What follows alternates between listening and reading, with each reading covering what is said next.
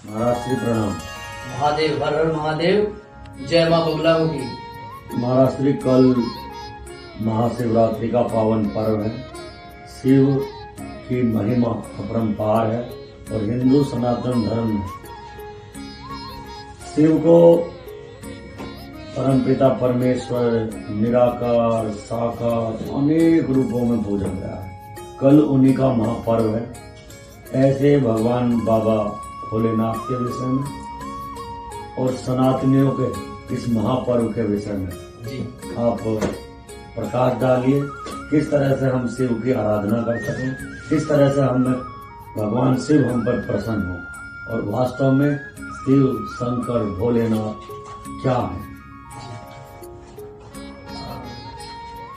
बहुत अच्छा प्रश्न है आपका। और ऐसे महापर्व पे, पावन पर्व पे आजकल महाकुंभ तो 144 साल बाद बताया जाता है कि 144 साल बाद ऐसा संयोग बना है। महाकुंभ अभी चल ही रहा है और कल महाकुंभ का अंतिम शाही स्नान और हमारे जो सनातनी हैं वो बहुत दिव्य आनंद ले रहे हैं, अलौकिक आनंद ले रहे हैं गंगा स्नान करने का। और लेना भी चाहिए, बनता भी, हमारा अधिकार भी है। ये हमारा अधिकार है और अपने अधिकार को छोड़ना नहीं चाहिए, अपने अधिकार को लेना चाहिए। और कुंभ में हमारा भी जाना हुआ, मैं भी कुंभ होके आया हूँ।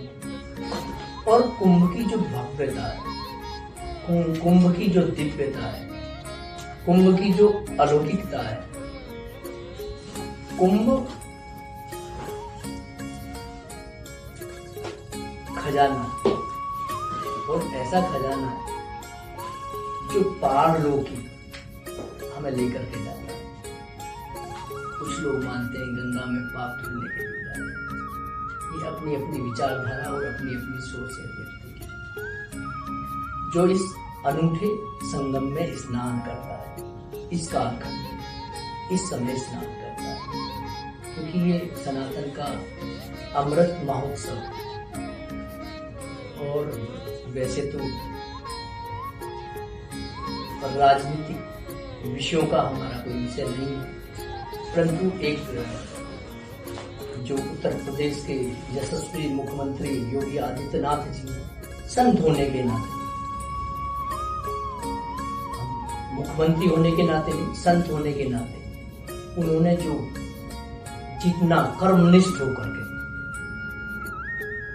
जितने समर्पण भाव से साधु संत महात्माओं की और साधु संत महात्माओं के साथ साथ गृहस्थियों का जो ध्यान रखा है, सेवा भाव रखा है, समर्पण भाव रखा है, उनकी अवस्था व्यवस्थाओं पे ध्यान रखा है, तो महापुरुष। क्योंकि आज तक के इतिहास में ऐसा कुंभ की अवस्था व्यवस्थाएं अब से पूर्व कभी नहीं।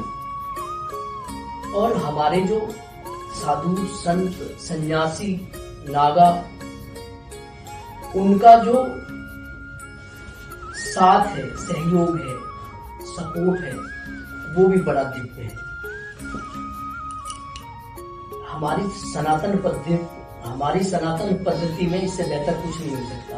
आपको एक ऐसा संगम देखने को मिलता है प्रयागराज महातीर्थ पे कि पहली बार इतिहास में एक बात हुई, साधु संत शंकराचार्यों ने एक विशेष डिसीजन लिया है, निर्णय लिया है। क्या लिया है?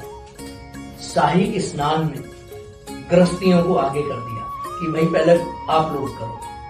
तो ये इतिहास, इस इतिहास के जो समय चल रहा है उसमें पहली बार जब से कुंभ शुरू हुआ है, कुंभ महापर्व शुरू हुआ है, तब से आज तक के पहली बार इतिहास में ऐसा हुआ है जब साधु संत महात्माओं ने, बड़े बड़े महामंडलेश्वर शंकराचार्यों ने गृहस्थियों को कहा शाही स्नान पहले तुम करो। ये सनातन है, ये समर्पण है, ये प्रेम है, ये वंदन है, ये अभिनंदन है।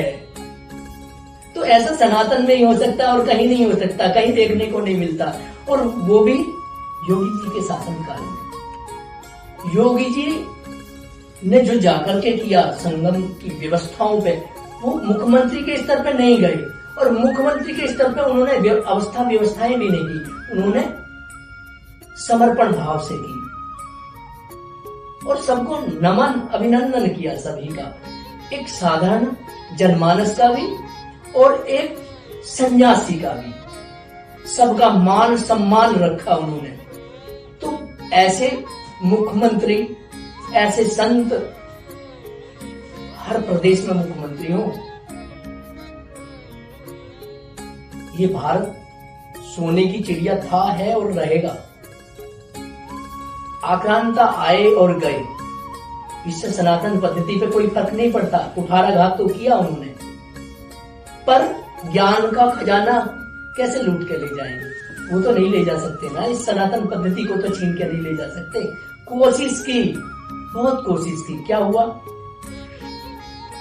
इस समाज में संत महात्मा सन्यासी जब तक रहेंगे तब तक ये सनातन मिटने वाला नहीं है।